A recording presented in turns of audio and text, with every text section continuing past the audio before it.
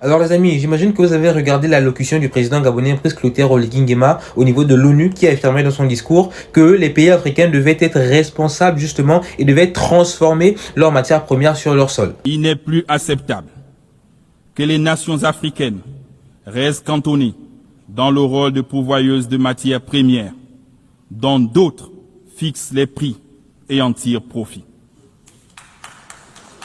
Alors il faut savoir que c'est un enjeu extrêmement stratégique qu'un pays puisse transformer ses propres matières premières sur son sol. Déjà, ça va créer de l'emploi, forcément. Transformer une matière première sur le territoire national, ça va créer de l'emploi, ça permettra aux jeunes d'être embauchés et permet tout simplement de diminuer le taux de chômage dans le pays. Et quand on sait que dans un pays comme le Gabon, environ 30% de la population est au chômage, c'est quelque chose d'excellent pour l'économie nationale. Et autre chose extrêmement importante encore, il faut savoir que lorsque des matières premières sont transformées localement, ça permet de diminuer le coût de ces dernières. Aujourd'hui, lorsque l'immense majorité des pays africains producteurs de pétrole exportent leur pétrole brut, eh bien ils rachètent ce même pétrole transformé déjà par des pays qui ont la capacité de le faire. Ce qui fait que le pétrole qui a été vendu à prix dérisoire littéralement est racheté beaucoup plus cher. Pourquoi? Parce qu'il y a la valeur ajoutée de ce dernier, il a été transformé. Mais au-delà de cette question du prix, il s'agit aussi d'enjeux stratégiques parce que si vous maîtrisez votre production, que ce soit pétrolière, que ce soit au niveau du bois, que ce soit au niveau du gaz, si vous maîtrisez toute votre production de A à Z, au niveau stratégique, vous dépendez beaucoup moins d'autres pays. Et dans un contexte actuel où la géopolitique mondiale est extrêmement chamboulée par beaucoup de faits, par beaucoup de situations,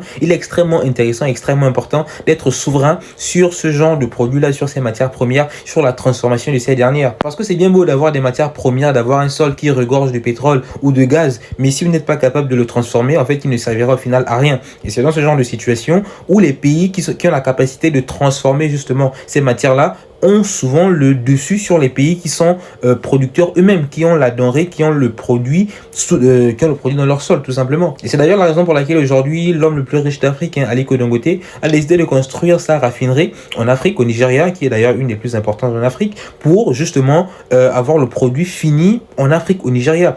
Mais malheureusement, pour ceux qui suivent un peu ce dossier-là, le gouvernement nigérian met des bâtons dans les roues à Aliko Dangote par rapport à ça. Il est obligé d'acheter du pétrole au Canada ou au Brésil pour le raffiner dans son usine au Nigeria. Donc c'est quelque chose d'extrêmement bien. Voilà, le président gabonais est conscient de cela et donc c'est quelque chose à véritablement valoriser, à mettre en avant. Et si cela parvient à se faire, ce sera une grande étape dans le processus d'indépendance énergétique de l'Afrique, ce qui est extrêmement important aujourd'hui. Donc les amis, vous, qu'est-ce que vous en pensez? Mettez-le moi dans l'espace commentaire.